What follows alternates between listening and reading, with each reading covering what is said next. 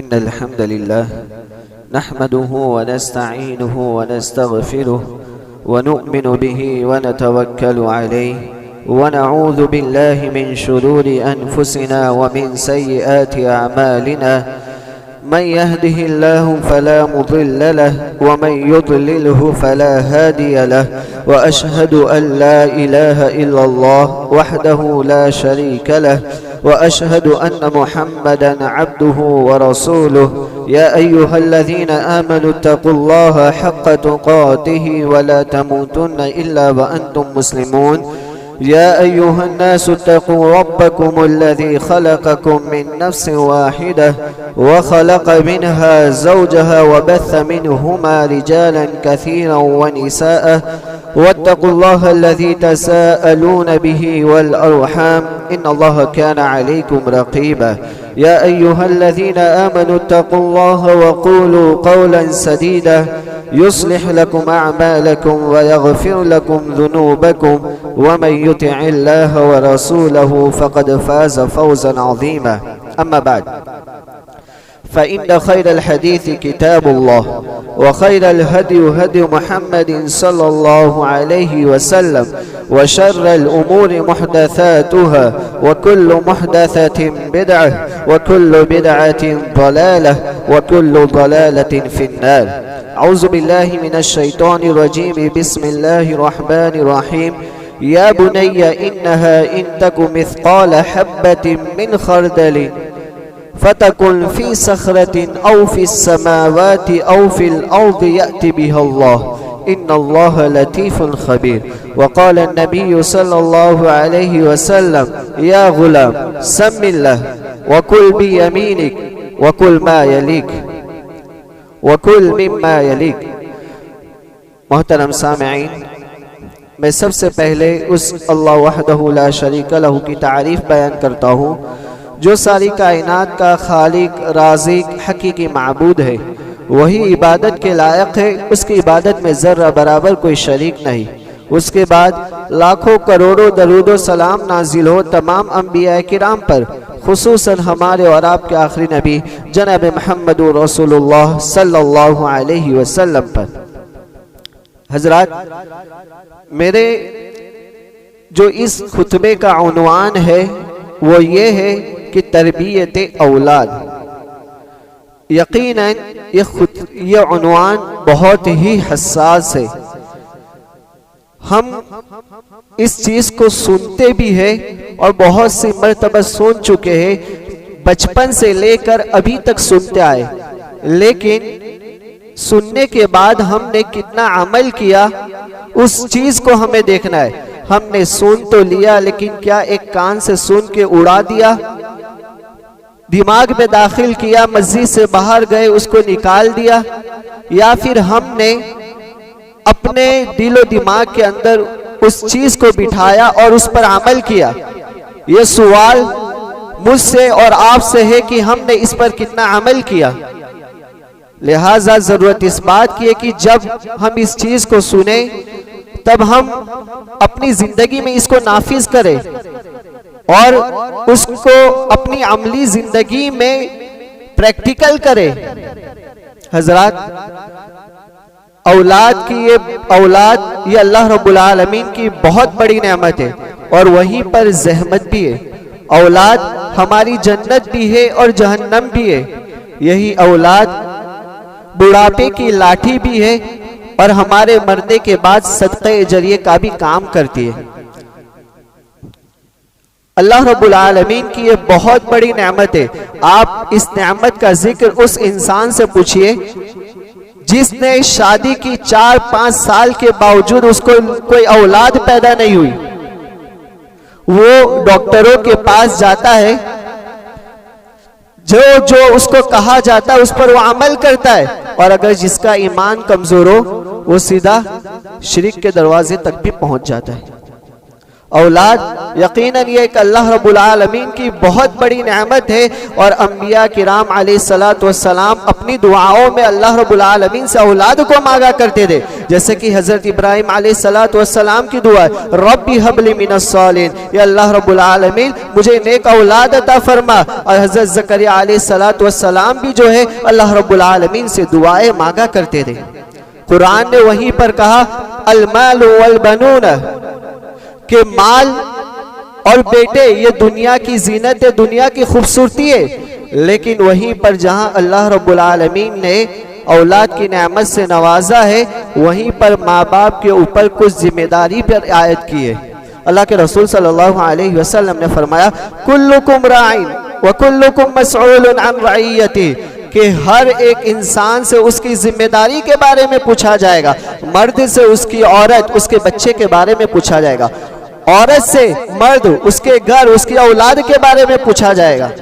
लिहाजा ज़रूरत इस बात की है कि शरीयत ने जो है हमें नुकात भी दिए, तरबियत के पहलू भी दिए। और यकीन मानिए कि इस दुनिया के अंदर जितने भी मज़ाहिब पाए जाते हैं, सबसे बेहतरीन तरीक़ा अगर किसी मजहब के पास है तो वो दीन इस्लाम के पास है, मजहब इस्लाम के पास है। अगर किसी कौम के पास सबसे बेहतरीन किताब है, अगर औलाद की तरबियत के लिए कोई किताब है, तो वो सबसे बेहतरीन किताब जो है मुसलमान कौम के पास है। हजरात, यह उन्वान जो है बहुत ही वसी है।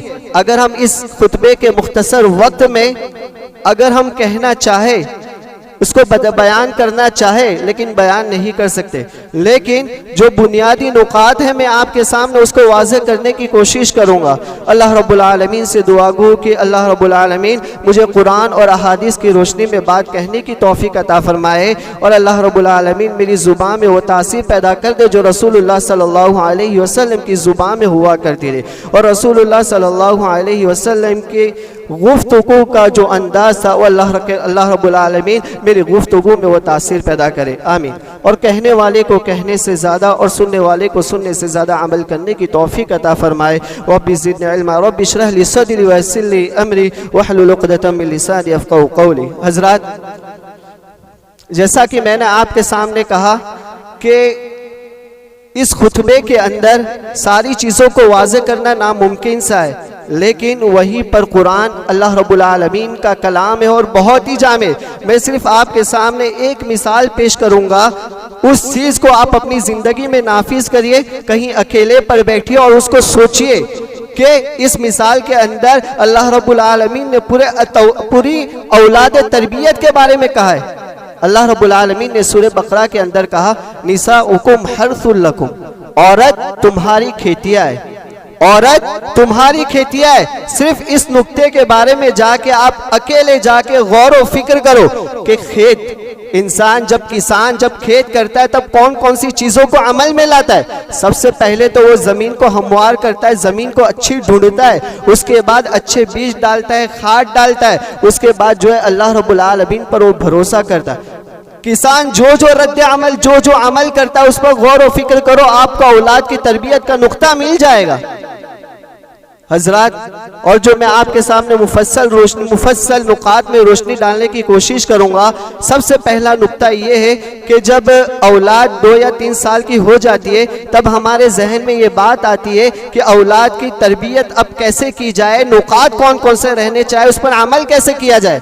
दर हकीकत शरीयत हमें ये नुक्ता सोचने के लिए देती है कि औलाद की पैदाइश के बाद से जो है तरबियत शुरू नहीं होती, बल्कि तरबियत जो है औलाद की तरबियत उसकी पैदाइश से पहले ही शुरू हो जाती है। सही माँ के इंतखाब के जरिए से, सही औरत के इंतखाब के जरिए से, नेक बहू के इंतखाब के जरिए से। आपने वो मशहूर वाक़या सुना ही होगा, हज़रत उमर रज़ी अल्लाह अन्हु के ज़माने में एक बूढ़ा लड़ खड़ाता हुआ आता है। हज़रत उमर रज़ी अल्लाह अन्हु से शिकायत करता है कि जो मेरा बेटा मेरा नाफरमान हो गया है, मेरा हुकूक अदा नहीं करता। हज़रत उमर रज़ी अल्लाह अन्हु से कहते, अच्छा तेरा बेटा तेरे से नाफरमान हो गया है, तेरा बेटा नाफरमान हो गया है। नौजवान को बुलाया जाता है। वो नौजवान हज़रत उमर रज़ी अल्लाह अन्हु के कहने से पहले वो कहता है, ये अमीरुल मोमिनीन, पहले मेरी इस बात का जवाब दे दीजिए कि बाप के बेटे का हक बाप पर क्या है, बेटे का हक बाप पर क्या है? हजरत उमर रजी अल्लाह अन्हु कहते हैं कि बेटे का हक बाप पर सबसे पहला ये है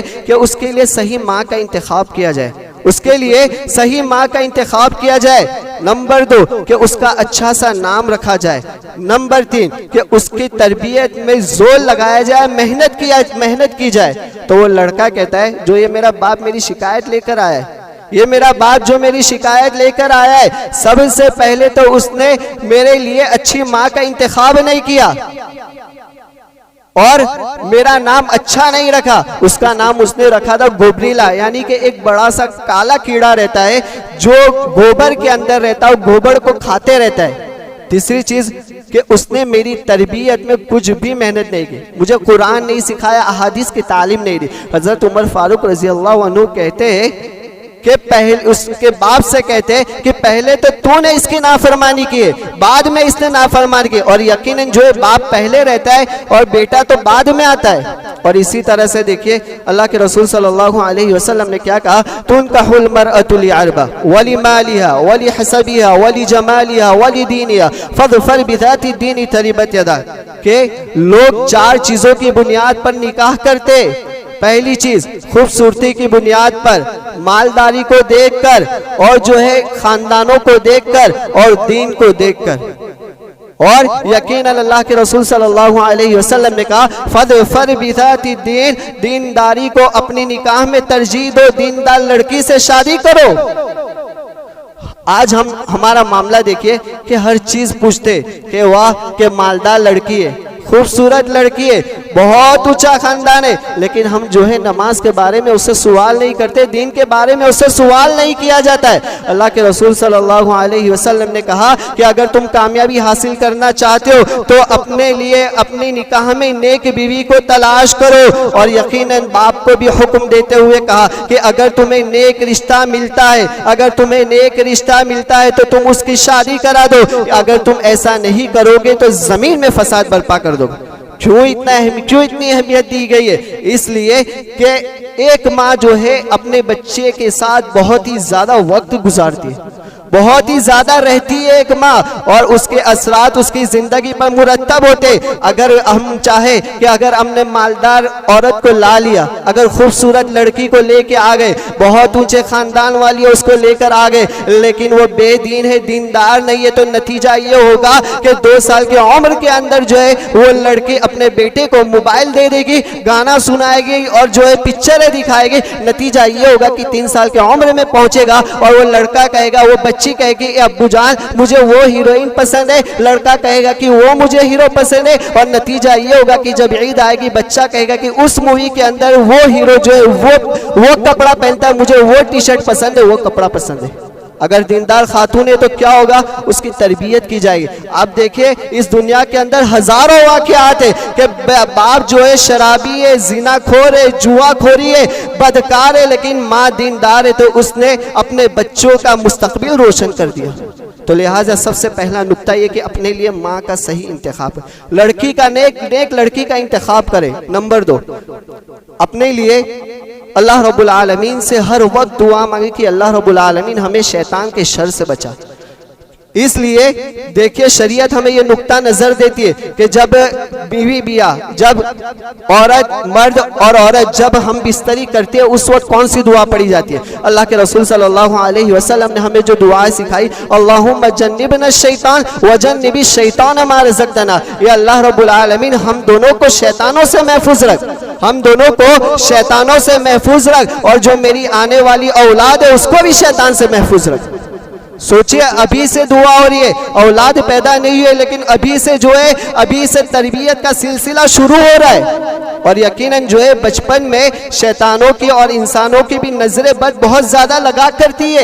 अल्लाह के रसूल सल्लल्लाहु अलैहि वसल्लम हसन हुसैन रजी अल्लाह अन्हुमा अजमाइन को जो है दुआ नजर बद की दुआ पढ़ के दम किया करते थे। उइज़ुकुमा बिकलिमातिल्लाहि ताम्मति मिन कुल्लि शैतानिन व हम्मा व मिन कुल्लि ऐनिन लाम्मा, और कहा करते थे कि ये दुआ तुम्हारे दादा इब्राहिम अलैहिस्सलातु वस्सलाम, इस्माइल अलैहिस्सलाम और इसाक अलैहिस्सलाम को पढ़कर दम किया करते थे, और मैं यही दुआ तुम लोगों को पढ़कर दम किया करता हूँ। इसी तरह देखिए जब बच्चे को शाम के वक्त बाहर नहीं निकल देना चाहिए, जब सूरज गुरूब होता है, जब थोड़ा सा अंधेरा छा जाता है, उस वक्त शरीयत में आता है कि शैतान के इंतशार का वक्त रहता है, शैतान घूमते रहते और उस वक्त जो है हावी होने का ज्यादा खदशा रहता है। इसलिए शरीयत हमें तालीम देती है कि मगरिब के वक्त अपने घरों के दरवाजे बंद रखो और अपने बच्चों को घरों के अंदर रखो।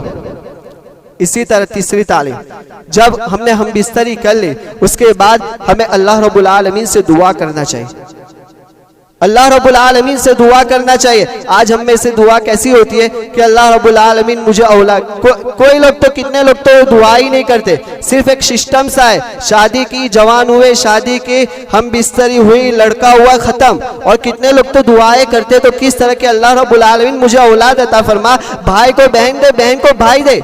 लेकिन अंबिया रसूल सल्लल्लाहु अंबिया अलैहिस्सलातु वस्सलाम की जिंदगी का जायजा लीजिए कि किस तरह दुआ करते थे कि रब्बी हबली मिनस सालिहीन, या अल्लाह रब्बुल आलमीन तू मुझे जो औलाद अता फरमा और नेक औलाद अता फरमा।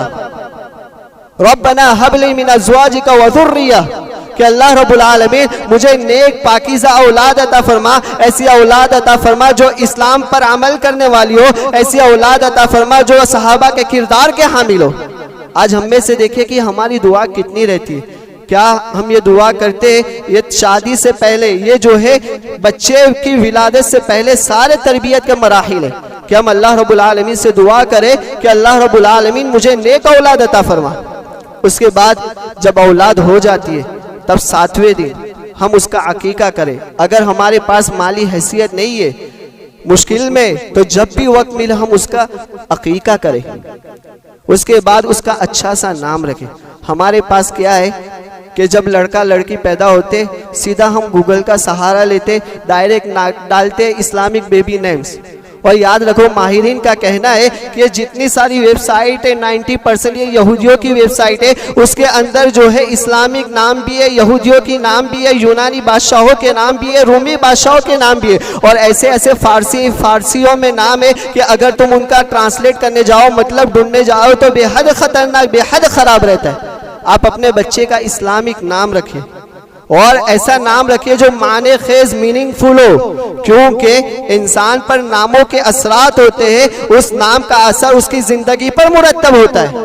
आप देखिए सईद बिन मुसैयब रजी अल्लाह अन्हु का वाक़या है कि वो कहा करते थे कि मेरे दादा का नाम हज़न है, मेरे दादा का नाम हज़न है। और हज़न का मतलब क्या होता है? हज़न का मतलब होता है गम, गमी।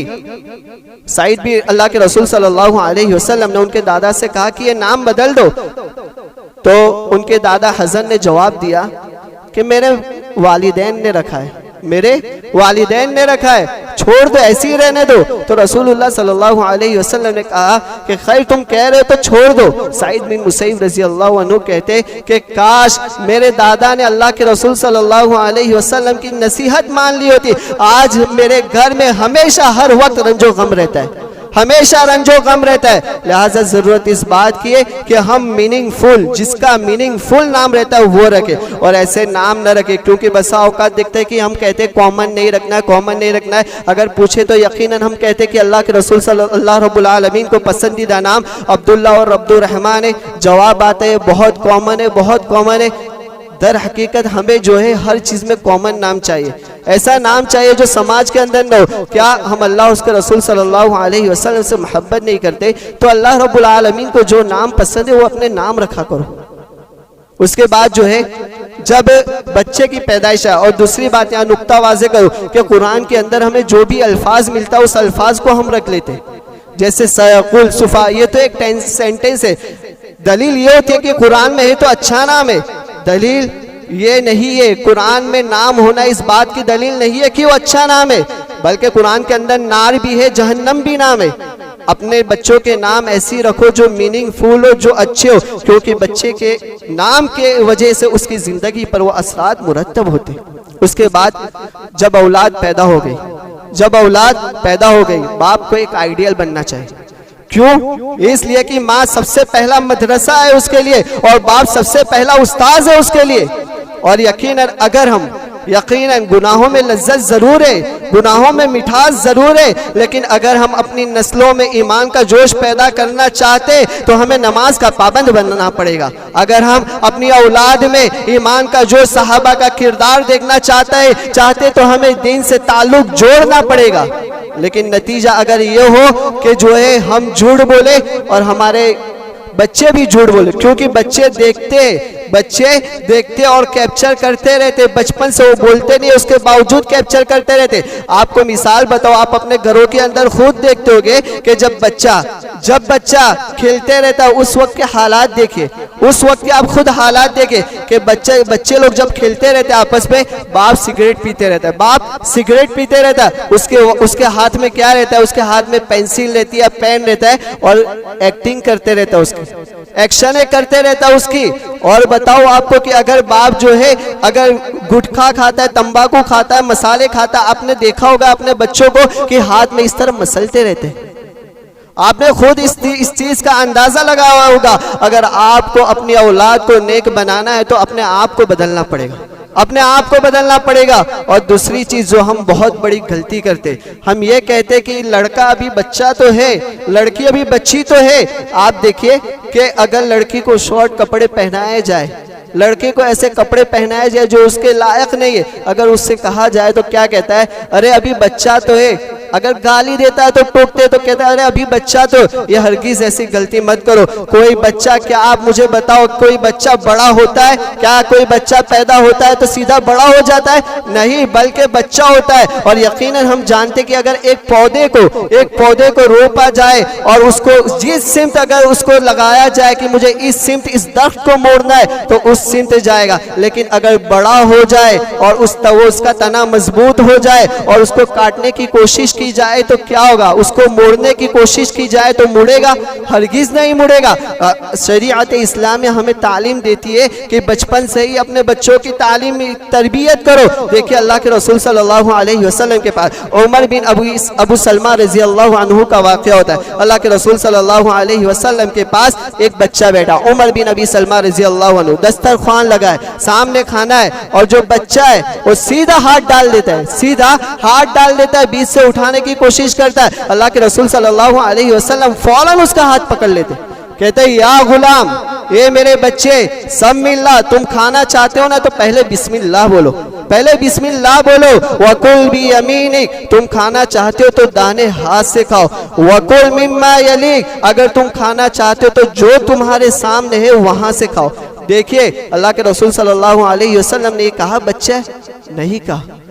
और दूसरी बात कि हम कहते हैं कि अगर कोई लड़की टी शर्ट वो सब पहने या फिर लड़का कोई ऐसे कपड़े पहने जो उसके लायक नहीं है, अक्सरियत हमें शादी में देखने में आता है कि लड़की जो है बेपर्दा रहती है और लड़के भी जो है बुरी आदतों में मुलविस रहते, तो क्या कहते, अरे ये चीज तो कॉमन है, इसमें क्या है? आप याद रखो अल्लाह के रसूल सल्लल्लाहु अलैहि वसल्लम जिस मक्के में परवरिश पाए उस मक्के में जो है नंगे तवाफ करना आम बात थी, कॉमन बात थी। लेकिन रसूलुल्लाह सल्लल्लाहु अलैहि वसल्लम ने कहा कि कभी मैंने नंगे तवाफ नहीं किया।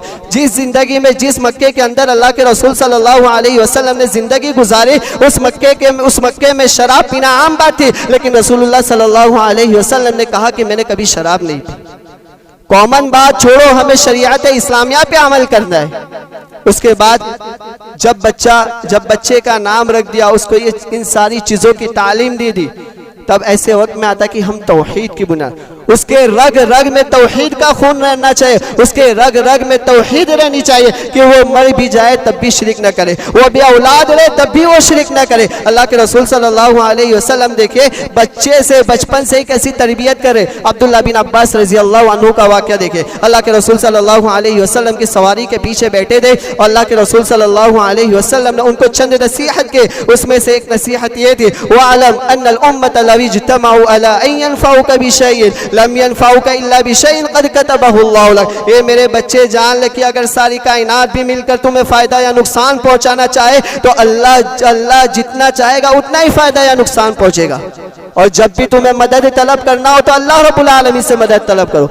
देखिए कैसे तौहीद बचपन से ही दे रहे, तौहीद का नियम जो है बचपन से ही दे रहे और ये कर रहे, तुम अपनी जिंदगी के अंदर बिठाओ। लुकमान अलैहिस्सलातु वस्सलाम की नसीहत देखिए, वो कुरान ने उसको नकल किया है। क्या कहते हैं अपने बच्चे को बुला के, वइज़ क़ाल लुकमान लिब्निही व हुवा यइज़ुहु या बुनय्या ला तुशरिक बिल्लाह, ए मेरे बेटो तुम अल्लाह रब्बुल आलमीन के साथ किसी और को शरीक मत करना, इन्न शिर्क लज़ुल्मुन अज़ीम, बेशक शिर्क बहुत बड़ा जुल्म है।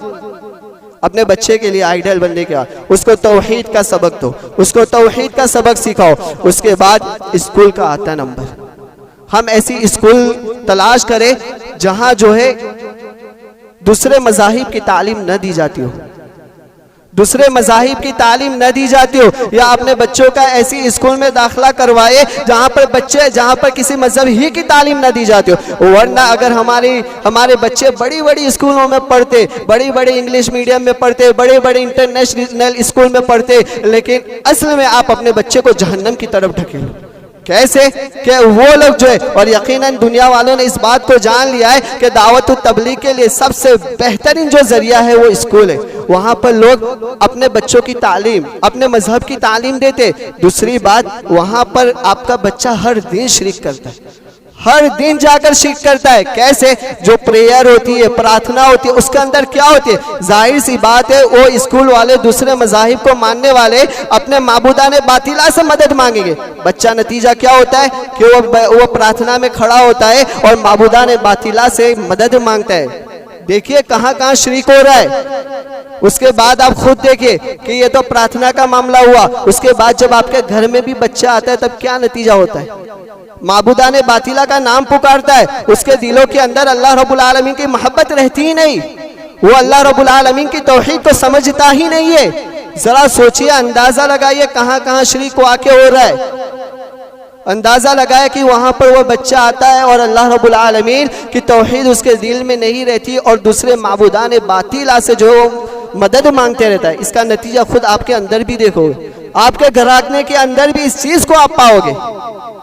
तो लिहाजा जरूरत इस बात की है कि हम ऐसी स्कूल में दाखिला करवाए जहाँ पर खालिस इस्लामी तालीमात दी जाती हो, और यकीनन मुसलमानों की स्कूल भी है। तो लिहाजा ज़रूरत इस बात की है कि एनुअल फंक्शन होता है, जो भी होता है वहाँ डांस होता है और न जाने कौन कौन सी चीज़ होती है। अल्लाह अकबर, ऐसी चीज़ जो है इस्लाम के लायक नहीं है, हमारे लिए लायक नहीं, एक मुसलमान के लिए लायक नहीं है।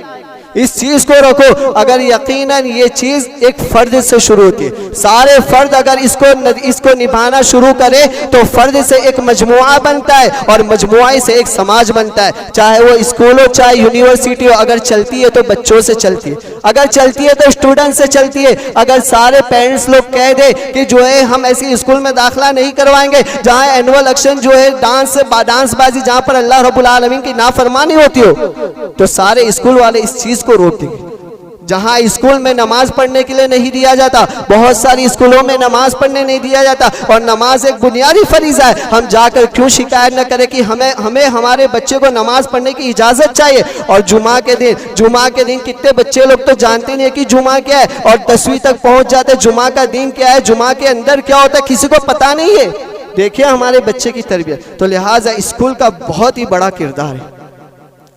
और एक चीज और एक नुक्ता है कि बाप का, यकीनन माँ तो अपने किरदार पर सही है, वो तो उसको लिहाजा रखना चाहिए और हमेशा अपने माँ के साथ रहना चाहिए, क्योंकि माँ एक मदरसा गाह है। लेकिन बाप के साथ देखने में आता है, बहुत ही अफसोस की बात है कि बच्चा और बाप का जो रिलेशनशिप रहता है बहुत कमजोर रहता है, बहुत डिस्टेंस रहता है। नतीजा क्या होता है कि अगर अपने वालिद साहब को कोई चीज़ कहना चाहता है तो अपनी माँ से कहलवाता है। यकीनन ऐसा नहीं होना चाहिए, बल्कि अपने और अपने बाप के दरमियान, बच्चे और बाप के दरमियान जो है ताल्लुका दोस्ताना रहना चाहिए।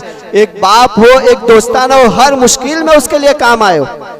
आप देखिए कहाँ मुश्किल ही वक्त आती है कि आपका बच्चा दिल के अंदर, इंसान के दिल के अंदर एक जज्बा रहता है कि वो अपने जज्बात को लोगों के सामने जब जाहिर करता है तब वो अपने आप को हल्का फील करता है।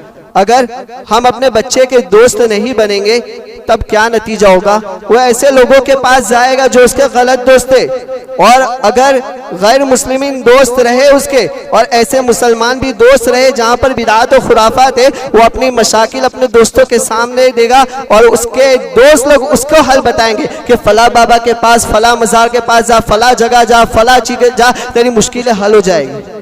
अपने बच्चों के दोस्त बनो। और यकीनन जो है बाप को चाहिए कि वो अपने घर वालों को तालीम दे। सिर्फ बाप का ये काम नहीं है कि बच्चे पैदा किया, खाना खाया, कमाया, निकल दिया, ये काम नहीं है, बल्कि अपने बच्चों को वक्त, और यकीनन जब भी आप आओ, आप देखो कि मेरा बच्चा आ रहा है, उसको उससे पूछो, रात के वक्त पूछो, जब भी टाइम मिले कम से कम 10 मिनट निकालो, आप उससे पूछोगे कि आज क्या पढ़ा है, उसकी खुशी की चमक देखोगे जो उसको उस टीचर के साथ नहीं मिलती है लेकिन अपने वालिदैन के साथ मिलती है। और यकीनन हम तो ये कहते हैं, क्या कहो कि मुझे पढ़ना नहीं आता, मुझे पढ़ना नहीं आता। आप एक बच्चे से सीखो, आप सिर्फ एक बच्चे से सीखो कि जब एक माँ अपने घर में नमाज पढ़ते रहती है, एक छोटी सी बच्ची अपने माँ के साथ खड़ी हो जाती है, क्या उस बच्ची को दुआएं आती है? नहीं आती, लेकिन खड़ी होती है। माँ अगर कुरान पढ़ने के लिए बैठती है, बच्ची कुछ भी लेकर आके बैठती है, चाहे वो स्कूल की नोटबुक हो या चाहे कुछ भी हो, क्या उसको पढ़ना आता है? नहीं आता पढ़ना, लेकिन वो बैठी अपने बच्चों के साथ बैठो और यकीनन जो है अपने घरों के अंदर तालीम का माहौल बनाओ। नहीं आता उससे सीखो, और छोटे बच्चों से सीखना कोई बुरी बात नहीं है, उससे सीखो। और अपने कहना ये है कि अपने बच्चों के साथ जो है उसको, उसका मामला, रिलेशनशिप को मजबूत करो कि कोई भी माहौल हो जाए, कोई भी मामला है, आपसे वो शेयर कर सके, आपसे वो शेयर कर सके। और यकीनन जो है, और एक मामला ये रहता है कि जब बच्चा बड़ा हो जाता है, उस वक्त क्या मामला होता है कि यही मामला होता है कि कॉलेज में पढ़ने जाता है लेकिन नहीं पढ़ता, या पढ़ता भी है तब जो है उसके रिलेशनशिप उसके बाप के साथ मजबूत नहीं रहते, तो नतीजा यही निकलता है कि बाद में आगे चल के उस, और हम सुधारना चाहेंगे उसके बावजूद वो नहीं सुधरेगी, फिर तो उसको तोड़ मरोड़ करना पड़ेगा। नतीजा ये निकलेगा कि बाप जो बेटा जो है बागी बन जाएगा या घर छोड़कर भाग जाएगा। और इसी तरह जो हमें करना है कि हम अपने औलादों के सामने लड़ाई झगड़े से बाज आए, लड़ाई झगड़े से हम बाज आए। यकीनन ये अच्छा नहीं, इस पर बहुत ही ज्यादा असर करता है। और यकीनन आप देखिए कि एक बाप अपने बेटे को बुलाता है और कहता है, जवाब आता है कि मैं आ रहा हूं, मैं नहीं आ रहा हूं, वगैरह वगैरह, जो भी जवाब आता है, नतीजा क्या होता है? बाप उसके लिए आइडियल है, बच्चे के लिए आइडियल है। नतीजा यह होता है कि लास्ट में कहता है कि अच्छा मेरा बाप ऐसा करता है, तो नतीजे में बेटा भी उसके बाप के साथ ऐसा ही करता है। अपने माँ बाप के साथ भी हुस्न सुलूक करो। और एक नतीजा ये बताओ कि अपने बच्चे के साथ नरमी व शफकत का मामला करो, नरमी व शफकत के साथ पेश आओ। सख्ती के साथ कोई काम नहीं बनता। हाँ, डर रखना जरूरी है, लेकिन नरमी व शफकत के साथ आप पेश आओ। शरीयत हमें यही तालीम देती है। और दूसरी बात, जब वो अमल कर रहा है तो उसकी वजह बताओ क्यों गलत है। ये तो कर रहा है तो क्यों गलत है? इसलिए कि बच्चा जहालत की बुनियाद पर कर रहा है, वो नहीं जानता। जब उसको बता दोगे कि ये गलत है, तब वो सोचेगा कि हाँ ये गलत है, नहीं करूंगा। अल्लाह के रसूल सल्लल्लाहु अलैहि वसल्लम की जिंदगी के हालात देखे। हजरत हसन रजी अल्लाह अन्हु रसूलुल्लाह सल्लल्लाहु अलैहि वसल्लम के साथ जा रहे थे, रास्ते में खजूर पड़ी मिली, खजूर उठा के डाल दिए। हसन रजी अल्लाह अन्हु, अल्लाह के रसूल सल्लल्लाहु अलैहि वसल्लम ने कहा फेंक दे, थूक दे।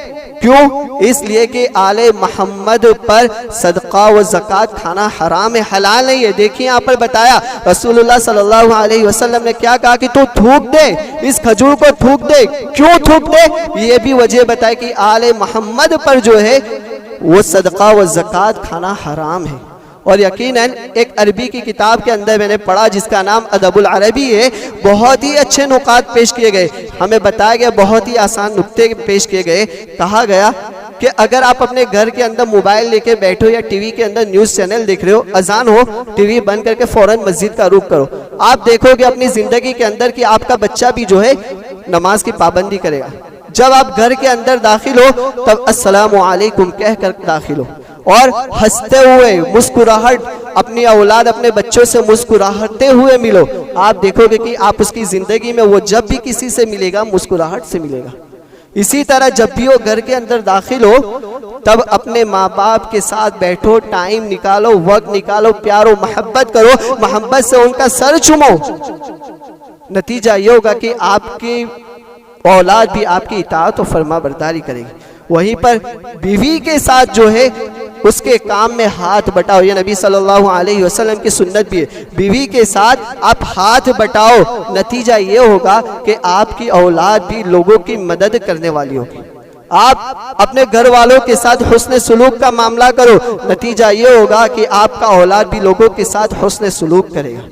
आप अपने औलाद के सामने आवाज बुलंद करने से अगर इख्तिलाफात हो जाए, मियाँ बीवी के अंदर इख्तिलाफात होते ही है, अगर इख्तिलाफात हो जाए तो अपने बच्चों के सामने उसका इजहार न करो और जोर जोर से चिल्लाओ नहीं और कुछ भी बेकार बातें अपने छोटे बच्चों के सामने न बोलो, इसलिए कि अगर तुम ऐसा करोगे तो तुम्हारी औलाद भी ऐसा करेगी। अगर तुम अपनी औलाद के सामने इख्तिलाफात का इजहार नहीं करोगे, जोर जोर से चिल्लाओगे नहीं, तो नतीजा ये होगा कि तुम्हारे बच्चे भी मोहब्बत के साथ पेश आएंगे, अपनी आवाज को नीचे रखेंगे।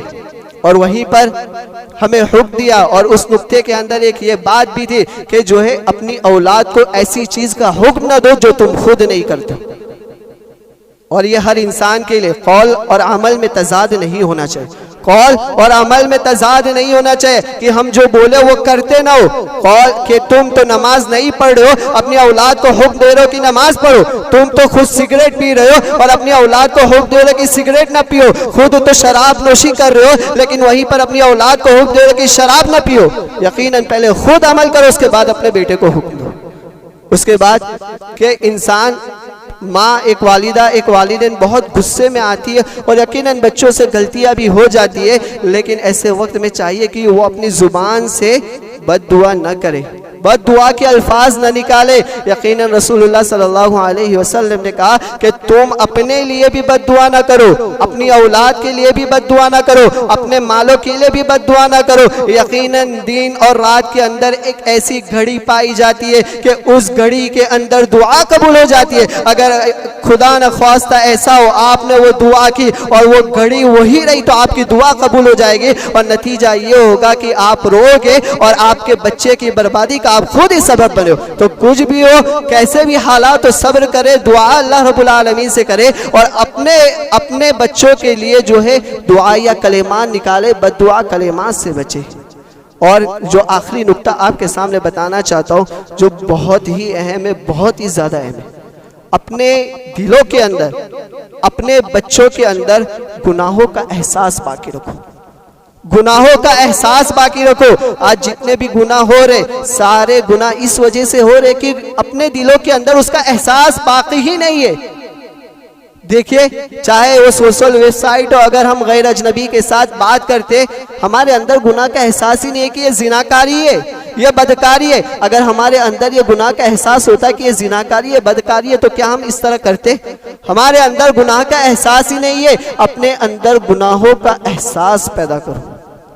लिहाजा ये चंद नुकात थे जिन पर हमारे लिए अमल करना बेहद ज़रूरी है। अल्लाह रब्बुल आलमीन ने हमें नेमत दी है, इस नेमत की कदर कीजिए, इस नेमत की तरबियत कीजिए। यकीनन अल्लाह रब्बुल आलमीन हमसे पूछेगा, सुम्मा लतुसअलुन्ना यौमइज़िन अनिन नईम, फिर अल्लाह रब्बुल आलमीन तुमसे हर नेमतों के बारे में पूछेगा। अल्लाह रब्बुल आलमीन से दुआ गो कि अल्लाह रब्बुल आलमीन हमें नेक सालेह औलाद अता फरमा। अल्लाह रब्बुल आलमीन जिसकी भी औलाद नाफरमान है, अल्लाह रब्बुल आलमीन उनको नेक बना और अल्लाह रब्बुल आलमीन हमारे समाज को ऐसे बना जिस तरह सहाबा किराम रज़ी अल्लाह अन्हुम अजमाइन के समाज थे और उनके जिस तरह बच्चे थे उसी तरह हमारे बच्चे को भी बना। आमीन। अक़ूलु क़ौली हाज़ा व अस्तग़फ़िरु अन्नहु हुवल गफ़ूरुर रहीम। इन्नल हम्दलिल्लाह नहमदुहु व नस्तईनुहु व नस्तग़फ़िरुहु व नु'मिनु बिही व नतवक्कलु अलैहि व नऊज़ु बिल्लाहि मिन शुरूरि अनफुसिना व मिन सय्यिआति अमालिना मन यहदिहिल्लाहु फला मुदिल्ल लहु व मन युद्लिलहु फला हादिय लहु व अशहदु अन ला इलाहा इल्लल्लाह वहदहु ला शरीका लहु व अशहदु अन्न मुहम्मदन अब्दुहु व रसूलुहु। अम्मा बाद फ़इन्न खैरल हदीथि किताबुल्लाह व खैरल हदी हदी मुहम्मदिन सल्लल्लाहु अलैहि वसल्लम व शर्रल उमूरि मुहदसातुहा व कुल्लु मुहदसतिन बिदअह व कुल्लु बिदअतिन ज़लालह व कुल्लु ज़लालतिन फ़िन्नार। इन्नल्लाह व मलाइकतहु युसल्लूना अलन नबी या अय्युहल्लज़ीना आमनु सल्लु अलैहि व सल्लिमु तस्लीमा अल्लाहुम्मा सल्लि अला मुहम्मद व अला आलि मुहम्मद कमा सल्लैता अला इब्राहीम व अला आलि इब्राहीम इन्नका हमीदुम मजीद अल्लाहुम्मा बारिक अला मुहम्मद व अला आलि मुहम्मद कमा बारकता अला इब्राहीम व अला आलि इब्राहीम इन्नका हमीदुम मजीद अल्लाहुम्मा अंसुरिल इस्लाम वल मुस्लिमीन वअख्ज़ुलिल कुफ्रत व मुशरिकीन व दम्मिर जमी' अदाइद्दीन अल्लाहुम्मा अंसुर मन नसर दीन मुहम्मदिन सल्लल्लाहु अलैहि वसल्लम वजअलना मिन्हु इबादल्लाह रहिमनी व रहिमकुमुल्लाह इन्नल्लाह यअमुरु बिल अदलि वल इहसानि व ईताइ ज़िल क़ुर्बा व यनहा अनिल फ़हशाइ वल मुनकरि वल बग़इ यዒज़ुकुम लअल्लकुम तज़क्करून उज़्कुरुल्लाह यज़्कुरुकुम वदऊहु यस्तजिब लकुम व लज़िक्रुल्लाहि अअला व अजल व अंतुम अकबर वल्लाहु यअलमु मा तस्नऊन। अस्सलामु अलैकुम।